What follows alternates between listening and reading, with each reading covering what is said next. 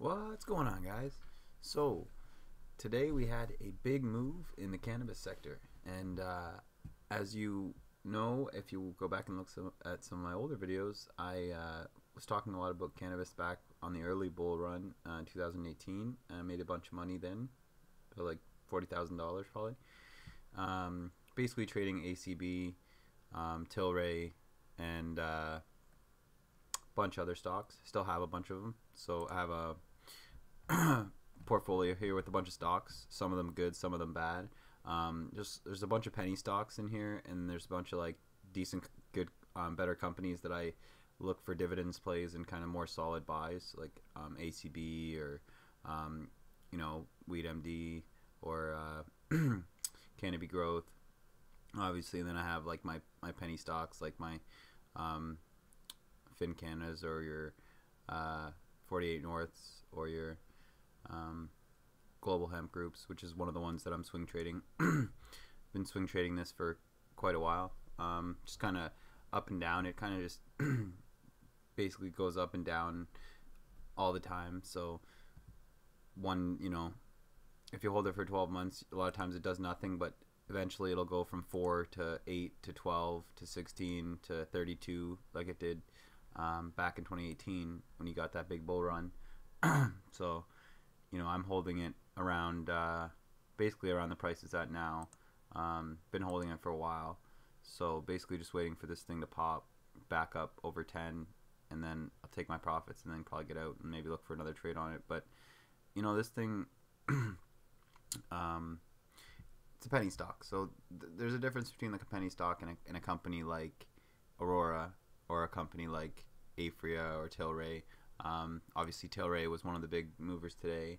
So you see here on TLRY, basically, out of the gate we had kind of a sell-off in most stocks, but then you kind of had a bottoming out. It found its floor, and then the cannabis stocks just started to rip, and they ripped all the way into the close and kind of just started to base off from there, but still kind of holding well above the volume weighted average price, well above those kind of levels that they closed at previously, and holding a lot of their gains. So showing that we might be in the early stages of another bull run, and especially with the ideas of US legalization, looking at possible more states or possible entire federal legalization through the new Democratic kind of more open to allowing marijuana to be legalized federally. So if that happens, you'll have another huge bull run like you had kind of in 2018 before legalization. Now, what I want many people to understand when you're trading, when you're obviously buying any stocks or when you're looking to trade, is you need to understand you can't be holding these things long term. That's one of the reasons why I lost a bunch of money back then, but I still was able to make money. But at the same time, I would have made a lot more if I would understand that you got to sell. Once you're able to hit a certain amount of profits, you need to just be able to get out, close those trades, and then look for another entry and another way to get in. This is a company that I talked about in my other video. If you go back and look at my stocks to buy or my stock update video that I made a couple weeks ago, I talked about Valens, and I talked about how it was kind of went up, hit this almost $3, this $2.75, and then it was going to sell off. And I said anything below $2 is a buy. So anywhere below $2, if you can get in, and sell once it rips back above. So anybody that took that advice would have been able to get in anywhere below the $2 mark here, and would have already got up over 10-20% return. If they would have bought at the bottom, almost a 40% return on your investment already. So that's almost right there, 64 cents a share, whereas on this kind of a stock, right, that's 35-40%. So just understand that, like, that was just kind of reading the trend, understanding that you have this kind of long support anywhere below $2. Anytime it gets down to especially or it's $1.50. If it hits $1.50, you're laughing if you can get it anywhere in there and hold for any long period of time, right? Obviously in the long run this is a level that's been holding, but if it breaks, then we have $1, and then obviously it's not looking good. But when you understand this company and what they're trying to do, they're an extraction company, so they're not looking to grow cannabis or deal with profits from growing. They're dealing with profits from extraction, which is a constant business because everybody's going to always need to extract. It's something that's not necessarily reliant on cannabis revenues. But anyway, go back and look at my videos on that stock I made years ago, or maybe a year and a half ago, where I talk about balance and break down the company and what they're kind of looking to do and how you should be trading them and what you should be looking for. But with some of these stocks today, ACB, AFRIA, a lot of these stocks that are pumping, so you have this report here. It comes out. It's like TLRY shares are jumping 38.5% today. Reports say that it's just another stock that's being pumped up by this Reddit group that was the same one pumping GameStop. So they're having this sympathy momentum with GameStop and pumping. So TLRY seems to be the new stock they're pumping, which, I mean, it makes sense, but at the same time, there's also fundamental reasons why. Like, just like with GameStop, there were reasons why. Like, if you go watch Roaring Kitty, or, he breaks down kind of GameStop, he was for the past, 6 months, showing you why GameStop has reasons for it to be successful in terms of, a good trade or a good swing trade, looking to get, pretty big gains on a stock that was being overly beaten down, which is, I feel like, the same thing that's been happening with the cannabis industry, is that it's been kind of, it had this huge pump in 2018, and then it just was sell off pretty much ever since.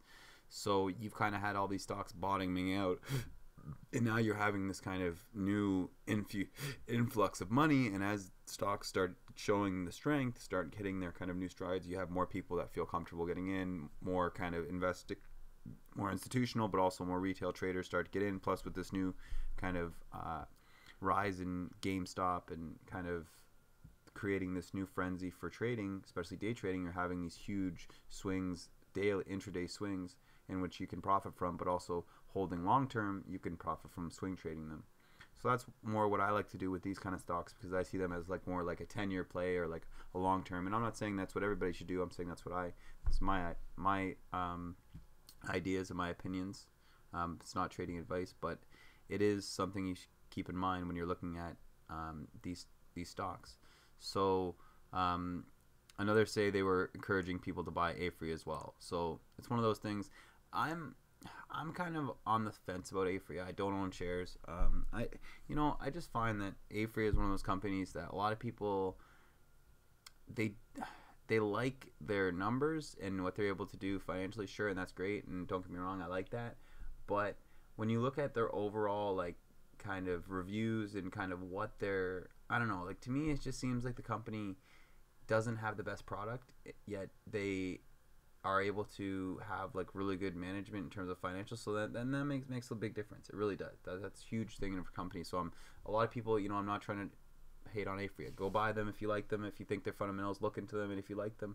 I don't know. To me, I'm more into companies that are putting out better products and are actually able to show you really good growth. So I will give you a play here that, at this time it's kind of overextended and it's already kind of had its big move. But Organigram, which is another stock I talked about probably a year and a half ago, or back when I was kind of making a bunch of stocks, looking into a bunch of cannabis companies, I talked about Organigram and why you should look into it. And today, basically, it's shot up almost 60 to 70% since, or I should say over the last week. But today it's already up 37.5%, and this thing, basically was beaten down from being up in the, $8-9, almost $10 a couple years ago to all the way down to $1.40. And they had some bad revenues, and it wasn't necessarily looking that great, but at the same time, there was a lot of optimism because their product was great. They had a lot of support on the East Coast.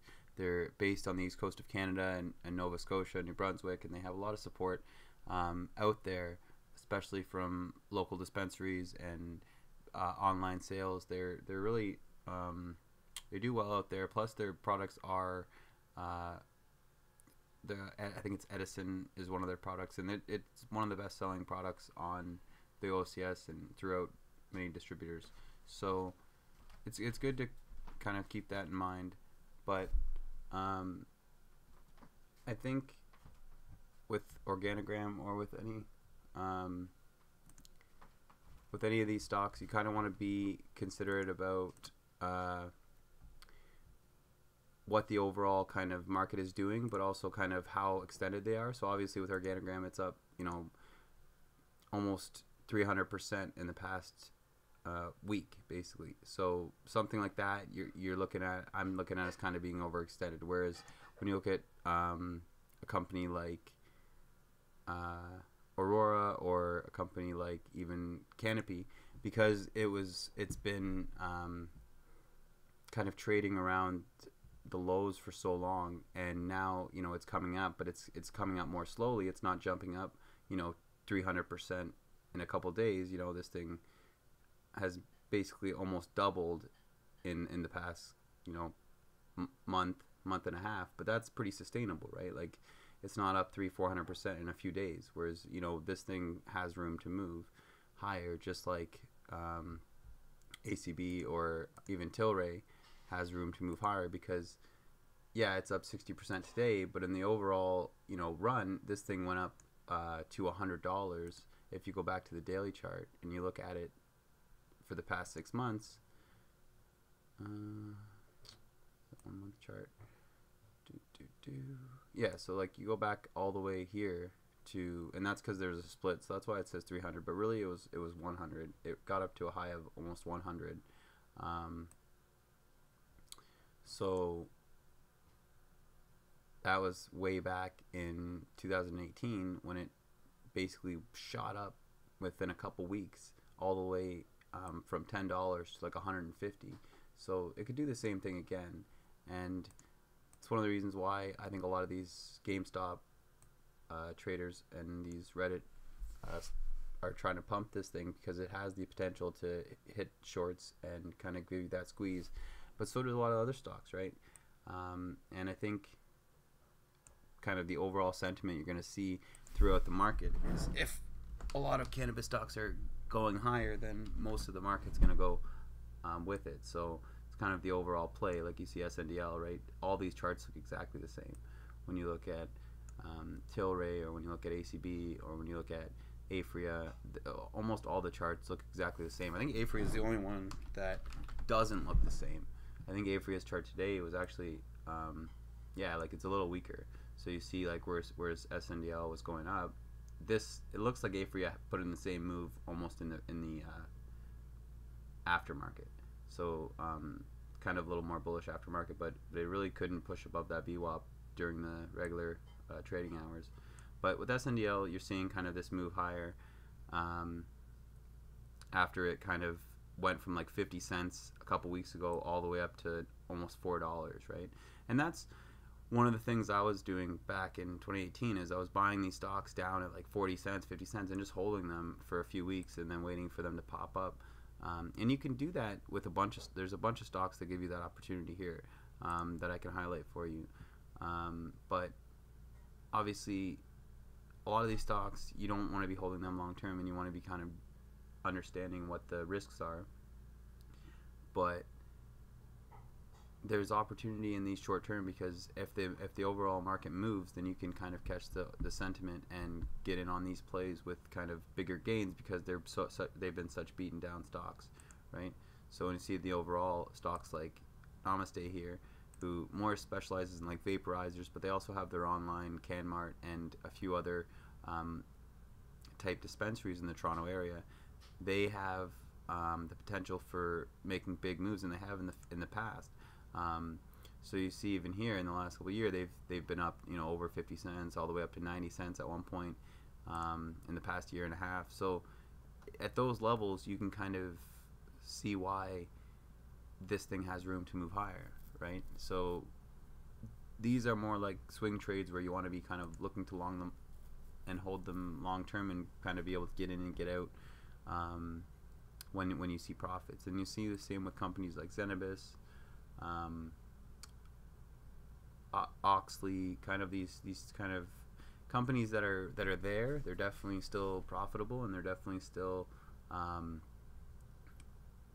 you know, growing and making profits, and kind of they're just chugging along, right? And these are companies that, yeah, they're maybe not going to be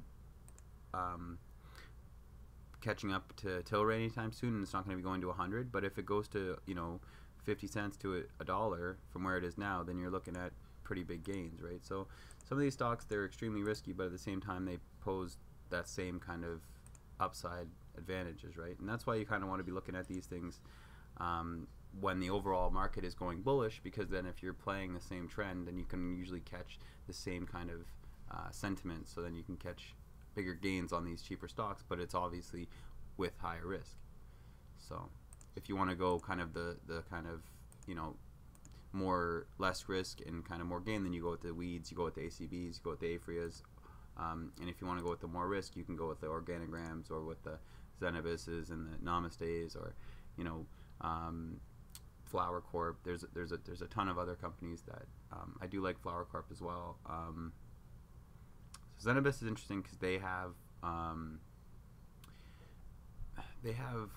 large distribution networks out east, but they also have really good products that they basically have been kind of building on their Namaste line, and that has been one of the best selling lines throughout Canada. So it's one of those things where Zenabis is kind of one of those companies that's like flying under the radar. They're kind of doing well, but not well enough to kind of give them huge praises by anybody, but well enough to keep themselves kind of steadily moving towards profitability, which is the problem with a lot of these companies, is they're not profitable.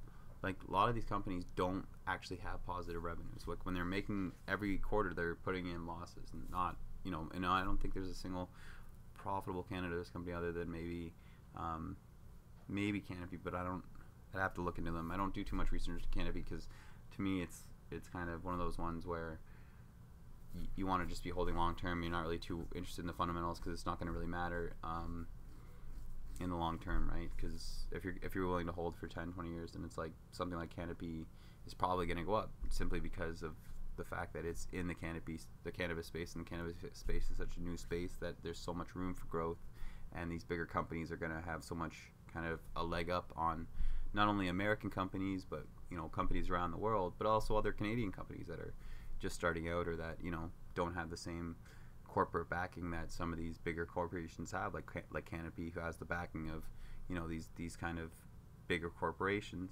So I think they have the backing of, is it Coors? No, I think Molson is HEXO, I think. But who does Canopy have backing them? Somebody. They have somebody backing them that's pretty big. But either way, they have some big institutional backers. So that's one of the things that's keeping them kind of also in kind of an advantage, giving them kind of a first player advantage, is the fact that they have big institutional backers that are willing to step in and kind of give them, you know, or it's Constellation Brands, right? So the people that own Corona that are in with that Canopy.